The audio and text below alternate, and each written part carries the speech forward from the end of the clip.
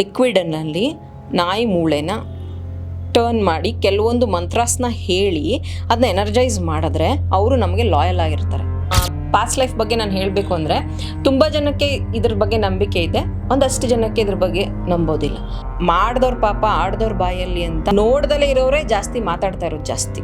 ವ್ಯಕ್ತಿ ತಪ್ಪು ಮಾಡಿದ್ದಾರೆ ಅಥವಾ ತಪ್ಪು ನಡೆದಿದೆ ಅನ್ನೋದು ಅಥವಾ ಆ ಸಮಯಕ್ಕೆ ಅವರು ಲಾಕ್ ಆಗಿದ್ದಾರೆ ಅನ್ನೋದೂ ಪಾಸ್ಟ್ ಲೈಫಿಂದ ಬರುತ್ತೆ.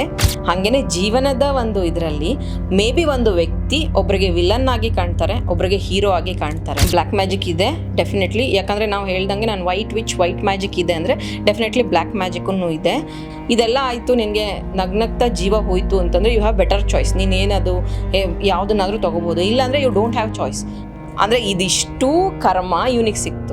ಕಾಂತಾರದಲ್ಲಿ ಆ ಒಂದು ದೇವ್ರನ್ನ ತಗೊಂಡು ಅವ್ರ ಮೈ ಮೇಲೆ ಅಂದರೆ ಆ ರೀತಿ ಬರೋದನ್ನು ಆ್ಯಕ್ಟಿಂಗ್ ಬೇರೆ, ಬಟ್ ಆ ಎನರ್ಜಿನ ಕ್ಯಾರಿ ಮಾಡೋದಿದೆಯಲ್ಲ ಅದನ್ನು ನೀನು ಕ್ಯಾರಿ ಮಾಡಬೇಕು. ಆ ಒಂದು ಪಾತ್ರಕ್ಕೆ ನೀನು 100% ಕೊಡಬೇಕು ಅಂತಂದರೆ ಯು ವಾಂಟ್ 7 ಚಕ್ರ meditation, normal meditation, past life healing, ಹಾಗೆಯೇ ಗ್ರೌಂಡಿಂಗ್. ಇದೆಲ್ಲದನ್ನೂ ಚರ್ಚೆ ಮಾಡಿದ್ಮೇಲೆ ಇಷ್ಟೆಲ್ಲ ನಾಲೆಡ್ಜ್, ಇಷ್ಟೆಲ್ಲ ಅವಕಾಶ, ಇಷ್ಟೆಲ್ಲ ಇದಿದೆ ನನ್ನ ಹತ್ರ ಈಗ ಪ್ರೆಸೆಂಟಲ್ಲಿ, ಇನ್ನೂ ಬ್ಯೂಟಿಫುಲ್ಲಾಗಿ ಹೆಂಗೆ ಮಾಡೋಕ್ಕೆ ಸಾಧ್ಯ? We are in beautiful world.